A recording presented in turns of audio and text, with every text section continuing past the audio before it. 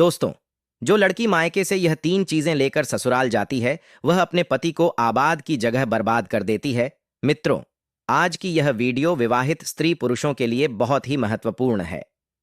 अक्सर कुछ गृहस्थ लोगों के जीवन में उथल-पुथल मची रहती है। कोई अपनी पत्नी से परेशान है, तो कोई पति से, कोई घर वालों से दुखी है, तो कोई ससुराल वालों से। लाखों लोगों की जिंदगी में यह समस्याएं बनी रहती हैं। शादी के बाद किसी जीवन स्वर्ग बन जाता है, किसी का नर्क, किसी के घर में रोज कला मची रहती है, तो किसी का तलाक हो जाता है। लड़कियों की बात करें तो कुछ लड़कियां शादी के बाद अपने ससुराल को स्वर्ग बना देती हैं और कुछ स्वयं भी दुखी रहती हैं और ससुराल वालों का भी जीना हराम कर देती हैं। इस वीडियो में मैं बताऊंगा कि जो लड़कियां अपने मायके से यह 3 चीजें लेकर ससुराल जाती हैं, वे अपने पति को कंगाल कर देती हैं। वे 3 चीजें कौन सी हैं जो लड़कियों को मायके से अपने ससुराल के लिए कदापि नहीं ले जानी चाहिए। मित्रों, अगर हमारे घर की उन बहन बेटियों ने इस वीडियो पर अमल कर लिया तो विश्वास मानिए, शादी के बाद उनके जीवन में सुख शांति होगी, ससुराल वालों का प्यार होगा, उनका उनके पति से कभी झगड़ा नहीं होगा। दर्शक बंधुओं, एक समय की बात है, किसी गांव में एक सेठ रहता था। उसकी एक लड़की थी। सेठ अपनी लड़की से बहुत प्रेम करता था, बहुत ही प्यार करता था। लड़की के लिए अपने प्राणों से ज्यादा प्यार करता था और कहते भी है कि हर लड़की से उसका का पिता बहुत प्रेम करता है। ऐसा कौन होगा जो अपने बच्चे को प्यार ना करता होगा। माँ बाप के लिए बच्चे सुंदर हो या कुरूप हो, काले हो या गोरे हो, इससे कोई फर्क नहीं पड़ता, बच्चे तो बच्चे होते हैं। वह सेठ भी अपनी लड़की से बहुत प्रेम करता था। इतना प्रेम करता था कि उसके कहते ही हर इच्छा उसकी पूरी कर देता था। बड़े लाड़ प्यार से उसने अपनी बेटी को पाला था। बेटी की जुबान पर कोई भी बात आती, उससे पहले ही पिता उसकी डिमांड पूरी कर देता था। और मैं सर कहा करता हूं कि अधिक लाड़ प्यार भी पूर्ण स्वतंत्रता औलाद को बिगाड़ देती है। उसने कहा कि पिताजी, मैं ऐसा पहनूंगी, तो पिता ने कहा कि ठीक है बेटी, तुम ऐसा पहनो। बेटी ने कहा कि मैं ऐसे नहीं रहूंगी, तो पिता ने कहा ठीक है बेटा, तुम्हारी जैसी मर्जी हो वैसे रहो, तुम्हें कौन रोकता है, आखिर तुम हमारी इकलौती पुत्री हो। मित्रों, मेरा आपसे निवेदन है कि अपने बच्चों से प्यार करो, बहुत प्यार करो, अपनी बेटियों से खूब लाड़ प्यार करो। लेकिन याद रखना, इतना प्यार अपनी बेटियों से मत करना कि उनका भविष्य खतरे में पा जाए, क्योंकि तुम्हारी बेटी को दूसरे के घर में भी जाना है।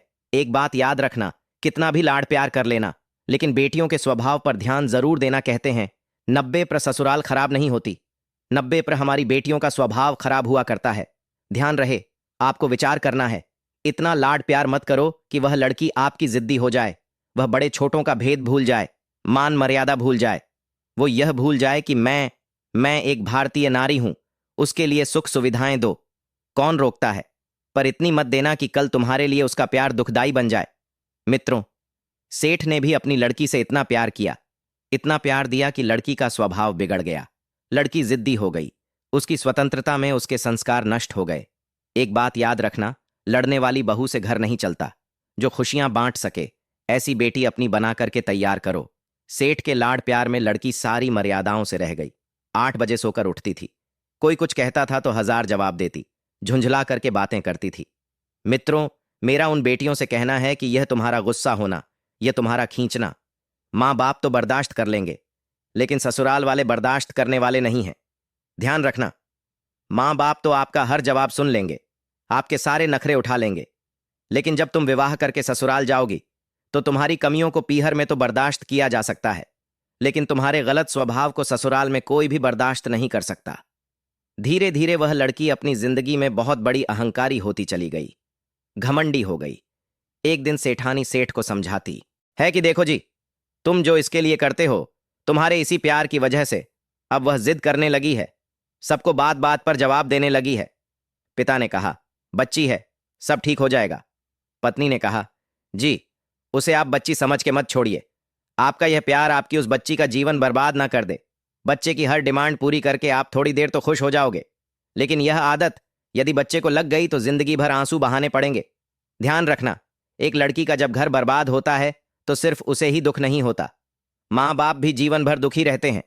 लड़की को पालना किसी संत की साधना से कम तपस्या नहीं हुआ करती। मित्रों, धीरे धीरे वह सेठ की लड़की बड़ी हो गई।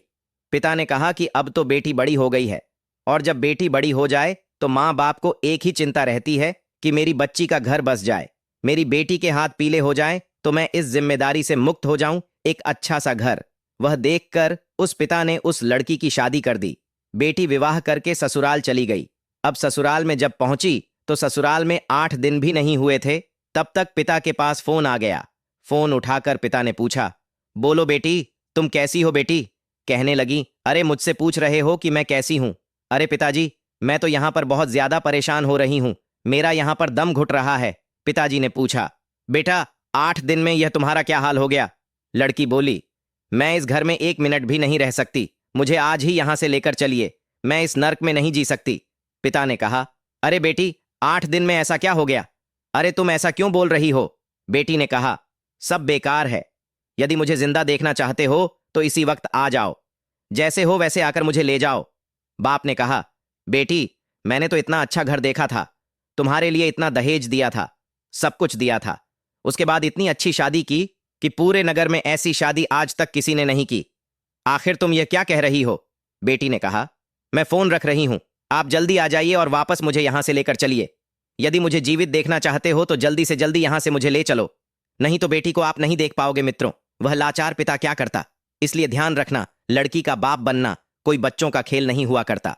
आखिरकार बेबस होकर के पिता को बेटी के घर जाना पड़ा। उधर जब बेटी की ससुराल में पहुंचा तो किसी ने ना राम राम की, ना कोई सम्मान भरा शब्द कहा। किसी ने इतना भी नहीं कहा कि समधी जी आइए बैठिए। लड़की के ससुर अपनी जगह से उठकर चले गए। दामाद भी वहां से निकल गया। देवर ने कुछ नहीं बोला। जब कोई नहीं बोला तो पिता बेटी के पास कमरे में चला गया। एक बात याद रखना मित्रों, एक बेटी के गलत व्यवहार से उसके ससुराल में उसके माँ बाप का अपमान हुआ करता है, और यदि बेटी व्यवहार अच्छा रखती हो तो 4 लोग उनके स्वागत में खड़े हुए मिलते हैं। पिता जब बेटी के कमरे में गया और जाकर के कहा, बेटी क्या बात है? बेटी एकदम से बोली, पिताजी इसी वक्त यहां से चलो, यहां का पानी भी मत पीना। पिता ने कहा, बेटी ऐसे क्यों बोल रही हो, ये तुम्हारी ससुराल है, तुम्हारा घर है। बेटी ने कहा, पिताजी भाड़ में जाए ऐसी ससुराल, इसी वक्त मुझे यहां से पीहर ले चलो, मेरा यहां पर जीना हराम हो गया है, मैं यहां एक पर पल भी नहीं रुक सकती। उसने कहा, बेटा रुको, मैं तेरी सास से पूछता हूं। जवाब दिया, अरे क्या पूछना उस डायन से, वो तो डायन है, उसे मत पूछो। अरे उस बुढ़िया के कारण ही तो मैं यहां दुखी हूं, इस घर में उसी डायन ने तो मेरा जीना हराम कर रखा है। पिता ने कहा, बेटा एक बार ठहरो तो, मैं उनसे पूछता हूं। मित्रों, अब पिता लड़की की सास के पास गया और बोला, बहन जी मैं आया हूं। सास ने कहा, मुझे दिखाई दे रहा है, मुझे चश्मा नहीं लगा है, आए हो तो कौन सा बड़ा काम कर दिया। पिता ने सोचा, यह कैसा व्यवहार है। वह फिर से बोला, बहन जी मैं अपनी बच्ची को ले जाना चाहता हूं। सास कहने लगी, ले जाने आए हो तो इसी वक्त ले जाइए, तुम्हारी लड़की ने मेरा जीना हराम कर रखा है, यह 8 के बजे 100 करके उठती है और कोई काम नहीं करती, सीधा हमारा बनाया हुआ खाना चाहिए, और किसी ने कुछ कह दिया तो 1 की 4 सुनाया करती है। ऐसी लड़की दी है तुमने, ले जाओ इसे, और अपना पैसा भी वापस ले जाओ, अपना ये दहेज भी ये भी ले जाओ, नहीं चाहिए हमें आपका दहेज और हमें ऐसी लड़की। सास की बातें सुनकर पिता का सर नीचे झुक गया और अपनी बेटी को लेकर के चल दिया। कहने लगा, बहन जी 10-15 दिन के बाद भेज दूंगा। सास बोली, भाई साहब ऐसी बहू को आप जिंदगी में कभी मेरे घर मत भेजना। पिता समझ गया, जरूर कुछ गड़बड़ है। बेटी को कार में बैठाया और ले गया। रास्ते में पिता ने जाकर उस बेटी से पूछा, एक बात बताओ बेटी, यह माहौल सब कैसे बदल गया? लड़की बोली, पिताजी आपने मुझे किन गवार में भेज दिया है, इससे अच्छा तो मैं कुंवारी रह लेती तो अच्छा था। पिता ने कहा, बेटी तुम चिंता मत करो, एक बात बताओ, तुम्हारी ससुराल कैसी है? बेटी बोली, देखी नहीं आपने, एकदम नर्क है ससुराल। फिर पिता ने सास के बारे में पूछा। लड़की बोली, आप उसकी तो बात ही मत करो, वह तो पूरी डायन है। पिता ने पूछा, ससुर कैसा है? जवाब दिया, ससुर तो राक्षस है, पूरा की पूरा। पिताजी ने फिर पूछा, बेटा अच्छा एक बात बताओ, तुम्हारा जेठ कैसा है? लड़की ने चीखते हुए कहा, अरे वह तो एक नंबर का ठग है। पिता ने फिर पूछा, तुम्हारा देवर कैसा है? बेटी ने कहा, पिताजी वह तो एकदम आवारा बदमाश है, पूरे दिन घूमता रहता है। फिर पिता ने पूछा, अच्छा ठीक है बेटी, एक बात बताओ तुम्हारी ननंद कैसी है? जवाब दिया, ननद वह तो नंबर 1 की चुगलखोर है, पूरे दिन चुगली करती है, उसके जैसी लड़की तो मैंने जिंदगी में कभी नहीं देखी। पिताजी ने फिर कहा, बेटा एक बात बताओ, तेरा पति कैसा है? लड़की बोली, उसकी तो बात ही मत करो, वह तो साक्षात यमराज है। पिताजी ने सोचा कि पति यमराज है, ससुर राक्षस है, सास डायन है, देवर आवारा है, जेठ मूर्ख है और ननद चुगलखोर है। फिर पिता ने एक बात और पूछती है, कैसी घूम रही हो जीजाजी, लेने के लिए नहीं आए क्या? उसने कहा। सत्यानाश हो उस जीजा का। वह मुझे ससुराल में नहीं रहने दे रहा है, ना मुझे पीहर में रहने दे रहा है। जहां जाए, शादी में जाए, पार्टी में जाए, कहीं भी जाए, हर कोई पूछने लगता है कि जीजा जी लेने नहीं आ रहे हैं। छोड़ दिया क्या? अब तो वहां की बातें सुन के लड़की परेशान हो गई। उसने कहा, अरे यहां जीना तो और भी हराम हो गया है।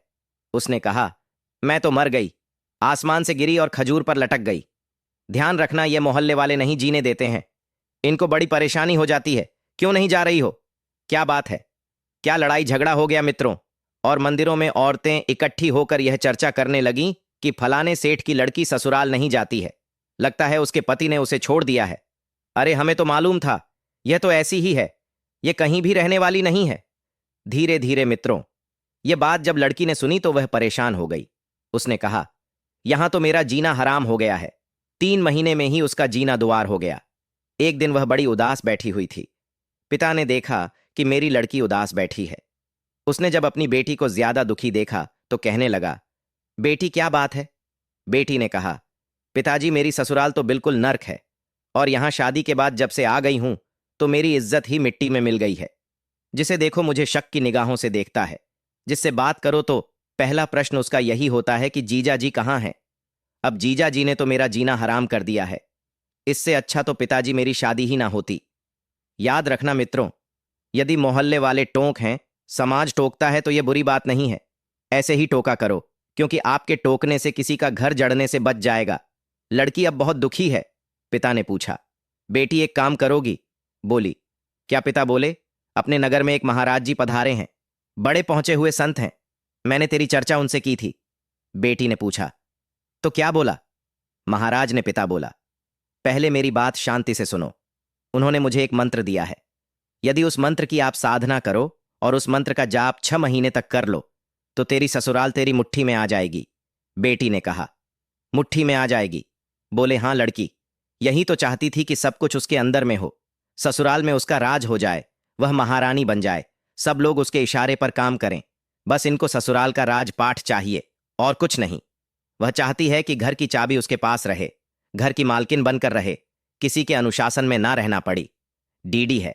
पिता ने कहा, बेटा 6 महीने में तेरी ससुराल का पूरा वातावरण बदल जाएगा। तू ससुराल जाना चाहेगी? उसने कहा, पिताजी यदि ऐसा हो जाएगा तो मैं क्यों नहीं जाना चाहूंगी। क्या मेरे जाने से सब कुछ मेरी मुट्ठी में हो जाएगा? पिता ने कहा, हाँ बेटी, सब कुछ तेरी मुट्ठी में होगा। तेरा पति तो तेरे आगे पीछे घूमेगा, सांस तेरे पैर छुएगी। बेटी ने कहा, क्या पिताजी वास्तव में सांस मेरे पैर छुएगी? अरे मैं ऐसे ही तो ससुराल चाहती हूं। पिता ने कहा, बेटी सब कुछ तो ठीक हो जाएगा, लेकिन महाराज ने कहा है कि इस मंत्र का जाप करना होगा। जवाब दिया, पिताजी देखो यह मंत्र वंत्र मुझे तो याद नहीं होगा, और कोई काम हो तो बताओ। पिता ने कहा, ठीक है बेटी, मंत्र मैं जप लूंगा, लेकिन साधना तू कर लेना, फिर देखना तुरंत प्रभाव पड़ेगा। लड़की पूछने लगी, पिताजी मुझे क्या साधना करनी है? जवाब दिया, साधना तो इतनी करनी है कि 6 महीने किसी को जवाब नहीं देना है। 6 महीने तक किसी को कुछ नहीं बोलना है। 6 महीने तक तुम्हें चुपचाप ईमानदारी से घर का सारा काम करना है। क्या तुम इस काम के लिए तैयार हो? बेटी ने कहा, पिताजी मैं तैयार हूं, बस 6 महीने की तो बात है। 6 महीने के बाद मेरी ससुराल मेरी मुट्ठी में हो जाएगी, फिर मैं उन्हें देखती हूं। पिता ने कहा, बिल्कुल बेटी, ससुराल के सारे लोग तेरे इशारों पर नाचेंगे। अगर ऐसा ना हो तो तू, यह तेरा घर है तो यहां वापस चले आना और आराम से रहना। दर्शक बंधुओं, अब क्या होता है? वह पिता अपनी बेटी को लेकर उसकी ससुराल में जाता है। सबने देखा कि वह फिर से आ गई है। यह हमारी जान की आफत है। उस समय भी उनसे कोई नहीं बोला।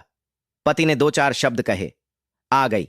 कुल कलंकिनी इस घर को बर्बाद करने के लिए पति की बात सुनकर गुस्सा तो इतना आया, लेकिन उसके पिता ने कहा, बेटी साधना आपको ध्यान रखना है, कुछ भी नहीं बोलना है। 6 महीने तक अगर बोल गई तो मेरी कोई जिम्मेदारी नहीं होगी।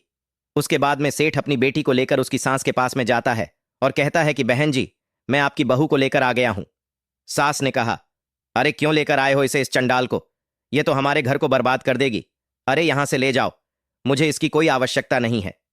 तब पिता हाथ जोड़ करके कहने लगा, बहन जी एक बार इसको मौका दे दो, क्योंकि एक बार तो हर किसी को एक मौका देना चाहिए। सास ने कहा, ठीक है भाई, जब ऐसी बात है तो ठीक है। इस प्रकार मित्रों, वह पिता अपनी बेटी को समझा करके अपने घर चला जाता है, अपने घर के लिए जाता है और कहता है कि बेटी, बस 6 महीने के लिए तुम्हें यह साधना करते रहना है। उसके बाद में यह ससुराल तुम्हारी मुट्ठी में होगी, जो चाहो वह करना। और हमारी बात को ध्यान रखना। कोई भी तुमसे कुछ भी कहे, चाहे गुस्से में कहे, चाहे कुछ भी कहे, लेकिन उसी समय तुम्हें मेरी बात को याद रखना है और साधना को बिल्कुल नहीं भूलना है मित्रों। इतना कहने के बाद वह पिता अपने घर को चला जाता है। इधर लड़की रात भर रुकती है। सुबह जब होती है तो उठ करके अपनी सास के पास जाती है और पैर छूने लगी। कहने लगी, माँ जी क्या हमें आशीर्वाद नहीं दोगी? सास तो गुस्से से भरी हुई पहले से बैठी थी, लेकिन जब बहू ने पैर छुए और कहा कि माँ मुझे आशीर्वाद दीजिए, तो उस सास के लिए दिल में झटका सा लगा। सोचने लगी, हमारे पैर छूकर आज तो यह आशीर्वाद मांग रही है, यह उल्टी गंगा कैसे बहने लगी? अरे यह वही बहू है जो मैं एक कहती थी तो यह 10 सुनाती थी, और आज हमारे पैर छूकर आशीर्वाद मांग रही है।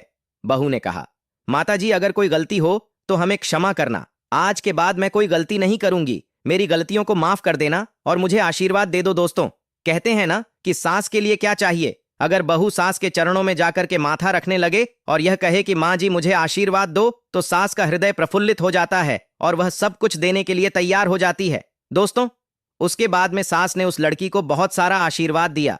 उसके बाद सेठ की लड़की वहां से उठती है और अपने काम पर लग जाती है। सीधी रसोई में पहुंचती है और भोजन बनाने लगती है। इधर जब बर्तन खटखटाने की आवाज आई तो सास ने अपनी बेटी से पूछा, बेटी रसोई में जाकर तो देखो, कहीं कोई बिल्ली तो नहीं घुस आई है?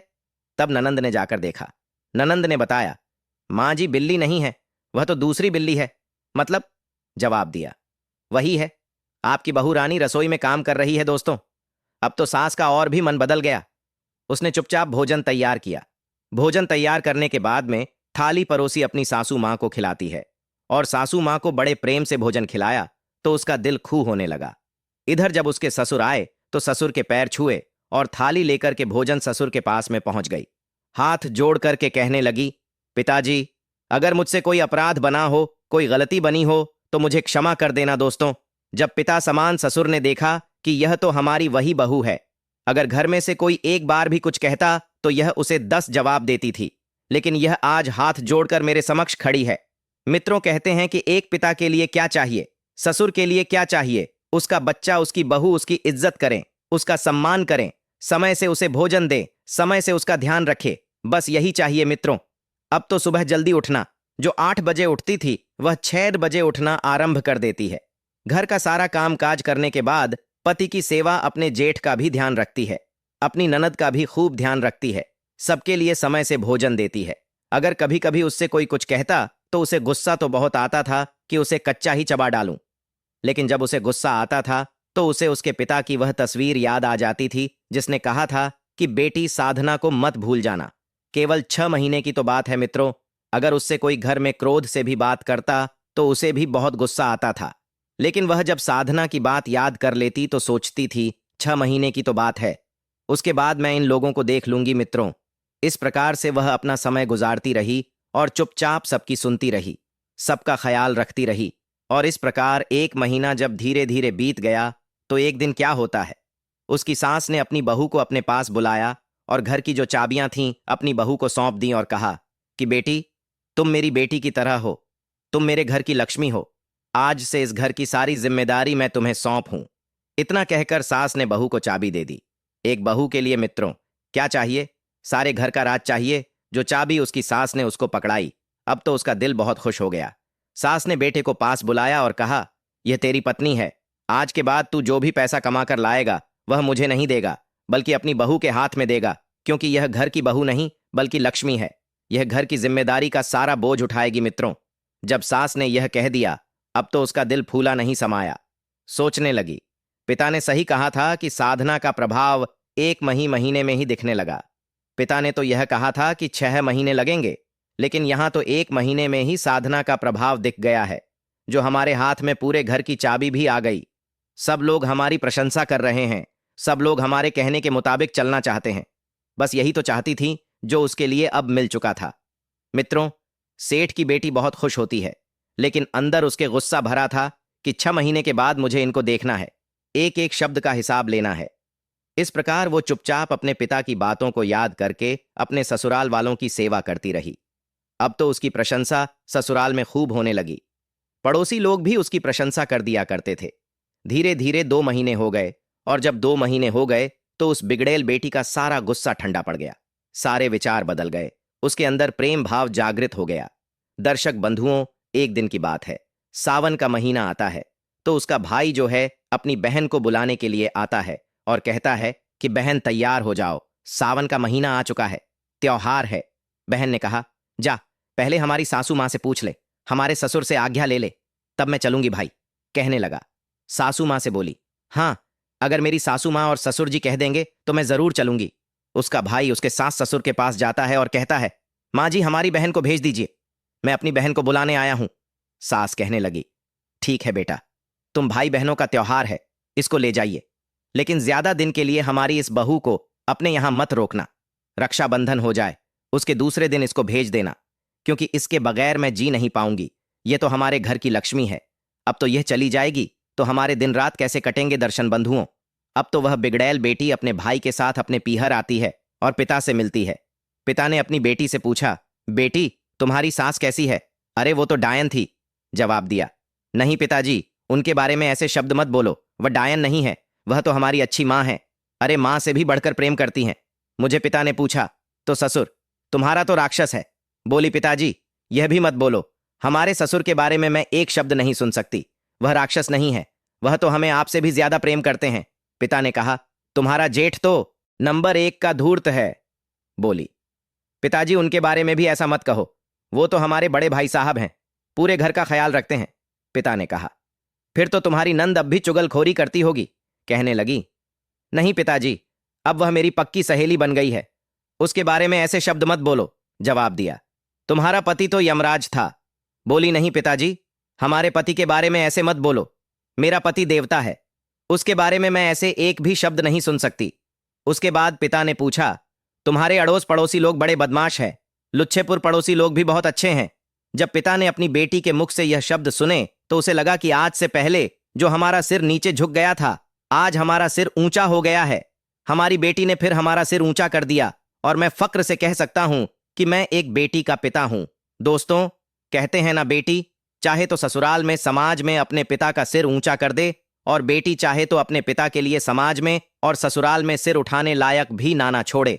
दर्शन बंधुओं, उसके बाद में वह लड़की हंसी खुशी अपने पिता के पास रहती है, और कुछ दिन बाद जब उसके ससुराल वालों ने उसे खबर भेज करके अपनी बहू को बुलवा लिया, उस बहू के सारे विचार बदल जाते हैं। वह घर एकदम स्वर्ग बन जाता है। कहते हैं एक मौन ने और 6 महीने की सहनशीलता ने सब कुछ बदल दिया। इसीलिए तो कहते हैं, उजड़ हुए घर और टूटते हुए रिश्तों को अगर कोई बचा सकता है तो वह है आपकी सहनशील, वो है आपका नम्र व्यवहार।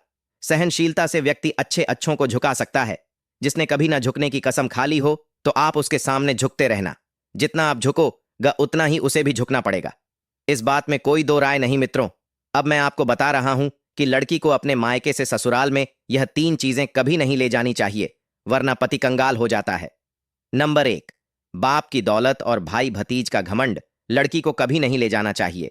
जो लड़की शादी के बाद भी बाप की दौलत का और अपने पीहर वालों का घमंड करती है, उनके ऊपर फूली रहती है, उनमें असंस्कार आ जाते हैं, उनकी ससुराल में कभी नहीं बनती है। नंबर 2, बचपन से लेकर जवानी तक आपने अपने पिता से हर बात बात पर जिद की। जिस काम को करना चाहा पिता ने वह कराया, जो मांगा पिता ने वो ला कर दिया। वही जिद करने की आदत अगर वे अपनी ससुराल में भी लेकर जाती हैं तो याद रखना, आपके घर में सुख शांति कभी नहीं आएगी। इसलिए जो भी जिद्दी आपके अंदर है, जो भी गुस्सा है, अपने माँ बाप को दिखाती हो, वह गुस्सा माँ बाप तो सहन कर लेंगे, लेकिन आपके ससुराल वाले आपका गुस्सा सहन नहीं करेंगे। तो पहली चीज यही है कि अपने गुस्से को, अपने जिद्दीपन को, अपनी हठ को अपने मायके में ही छोड़ कर जाना। नंबर 3, लड़ाई झगड़ा। जब आप अपने पीहर में रहती हो तो आप अपने माता पिता से, अपने भाइयों से, अपनी बहनों से, परिवार वालों से, ताऊ चाचा से लड़ाई झगड़ा करती हो, और वह आपके पीहर वाले सहन कर लेते हैं, कुछ नहीं कहते हैं, क्योंकि आप लड़की हो।